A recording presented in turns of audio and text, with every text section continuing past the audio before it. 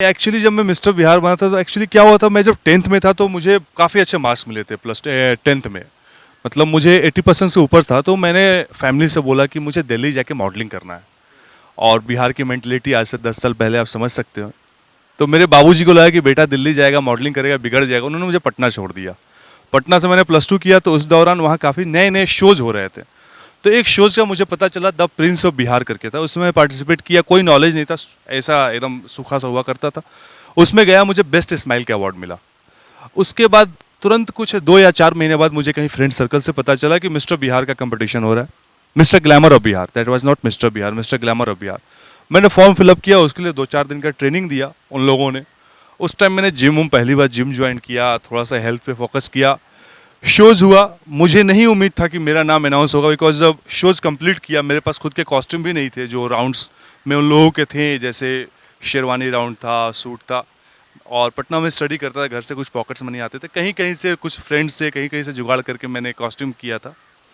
Formal round में मेरे पास पूरे कॉस्ट्यूम भी नहीं थे, मैं सिर्फ शर्ट और पैंट पे गया हुआ था। जब अनाउंसमेंट हुआ तो मैं बाथरूम में या कहीं बाहर था, मैं मुझे किसी ने बोला कि आपका नाम अनाउंस हो रहा है, तो आई वॉज टोटली शॉक्ड। और आज भी मैं शॉक्ड हूँ कि मुझे कैसे मैं मिस्टर ग्लैमर ऑफ बिहार बना। तो मेरे लिए बहुत बड़ा एक्सपीरियंस था वो, मैं आज भी ताजुब करता हूँ कि मैं कैसे बना।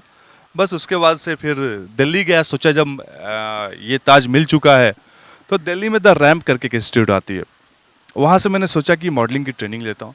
वहाँ गया ट्रेनिंग लेने, उनके शोज होने वाले थे, तो उन्होंने मुझे ट्रेनिंग के लिए बोला कि सर आप बाद में आ जाओ, हमारा एक शो कर लो। उनके पास मॉडल्स कम थे, वहाँ भी मुझे शो मिल गया। तो मैं सोचा अब दिल्ली में तो आते के साथ शो मिल गया, तो भाई दिल्ली में टाइम क्या है बर्बाद कर जाओ। तो हम सोचे कि सीधे बम्बई चलते हैं, वहीं करेंगे मॉडलिंग। यहाँ आए, अब यहाँ आने के बाद क्या बताए भैया, यहाँ का स्ट्रगल, यहाँ का सब कुछ। यहाँ आने के बाद नदी का जो मछली था समुंदर में कहाँ खो गया, और मॉडलिंग के लिए 7 साल 4 साल ऐसे स्ट्रगल करने पड़ गए। जो बॉडी बना के आया था वो हो गया था, पीछे कैमरा टर्न कीजिएगा तो इनके जैसा।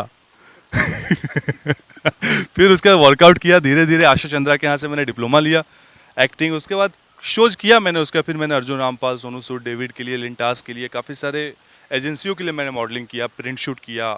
तो बस कारवा चल रहा है। हेमा मालिनी जी की, मेरी सहेली के लिए मैंने प्रिंट शूट किया, काफ़ी सारे काम किए, बस लगे हैं। उसके बाद फिर थिएटर ज्वाइन किया, वहाँ से पैसे जमा किए, तो फिर थिएटर के में घर से आते नहीं थे, तो फिर अपने ही पैसों से थिएटर ज्वाइन किया। फिर वहाँ से कुछ सीखा, खुद कमाते थे, खुद लगाते थे और अपने आप को पॉलिश करते थे। तो बस आज भी चल रहा है पॉलिश करने का काम।